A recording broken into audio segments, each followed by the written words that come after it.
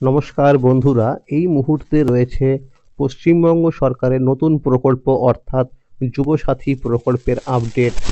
তো আপনারা সকলে জেনে গেছেন যে যুবসাথী প্রকল্পের কিন্তু ফর্ম ফিল আপ আজকে থেকে শুরু হয়ে গেছে, অর্থাৎ 15ই ফেব্রুয়ারি থেকে এটা চলবে কিন্তু 26শে ফেব্রুয়ারি পর্যন্ত।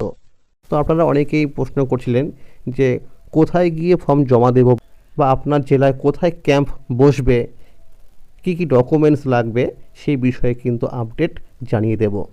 তো আপনাকে কিন্তু প্রথমেই আসতে হবে যে কোনো একটি ওয়েব ব্রাউজারে এবং আপনাকে সার্চ করতে হবে apas.wb.gov.in। এই হচ্ছে সরকারি ওয়েবসাইট। তো এখানে আসার পরে দেখবেন একটা অপশান পেয়ে যাবেন ফাইন্ড ইওর ক্যাম্প। আপনাকে এই ফাইন্ড ইওর ক্যাম্পে কিন্তু ক্লিক করতে হবে। ক্লিক করার পরে দেখুন লেখা রয়েছে ফাইন্ড ইওর ক্যাম্প 15 ফেব্রুয়ারি থেকে 26 ফেব্রুয়ারি। এবং এখানে দেখুন লেখা রয়েছে ডিস্ট্রিক্ট, এসসি নাম অর্থাৎ আপনার বিধানসভা কেন্দ্রের নাম এবং ব্লক। তো আমি এখান থেকে ডিস্ট্রিক্ট চুজ করে নিচ্ছি।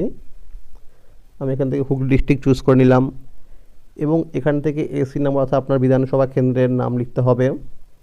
তো আপনারা কিন্তু এখানে দেখতে পারবেন যে কোন ব্লকে কোথায় কোথায় ক্যাম্প বসেছে। এছাড়াও আপনারা এখান থেকে কিন্তু ব্লকের নাম লিখেও দেখতে পারেন যে আপনার ব্লকে কোথায় বসছে ক্যাম্প।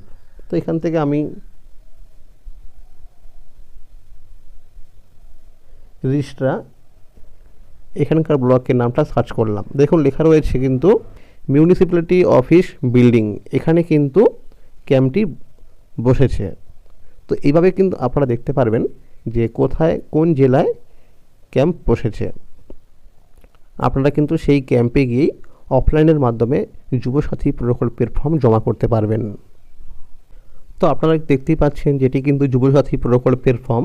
এই ফর্ম কিন্তু আপনারা ওয়েবসাইট থেকে ডাউনলোড করতে পারবেন। এছাড়াও কিন্তু আপনারা যুবসাথী যে ক্যাম্প বসেছে আপনারা সেই ক্যাম্পে গিয়েও কিন্তু এই ফর্মটি পেয়ে যাবেন।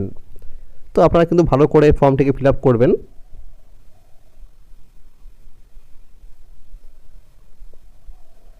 দেখুন ফর্মের শেষে কিন্তু দেখুন লেখা রয়েছে যে কী কী ডকুমেন্টস লাগবে।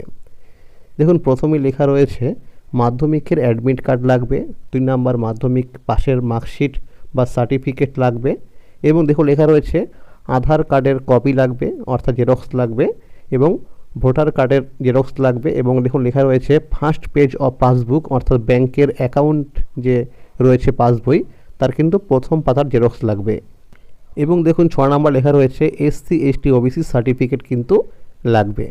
এইগুলো কিন্তু সঙ্গে করে নিয়ে যাবেন এবং ফর্মে দেখুন একটি কিন্তু ছবি লাগানোর জায়গা রয়েছে। এখানে কিন্তু ছবি লাগিয়ে তারপরে সেই ছবির মধ্যে একটা সাইন করতে হবে, তা অ্যাক্রস সাইন। তাহলে আপনারা কিন্তু এই ডকুমেন্টসগুলো নিয়ে যুবসাথী ক্যাম্পে গিয়ে যুবসাথী প্রকল্পে আবেদন করতে পারবেন। তাহলে আজকের এই ছিল আপডেট। আপনাদের যদি কোনো প্রশ্ন থাকে অবশ্যই কমেন্ট করবেন, আর যদি ভিডিওটি ভালো লেগে থাকে অবশ্যই একটি লাইক করে দেবেন, আর যদি এই চ্যানেলে নতুন হয়ে থাকেন অবশ্যই চ্যানেলটিকে সাবস্ক্রাইব করে পাশে থাকবেন। ধন্যবাদ।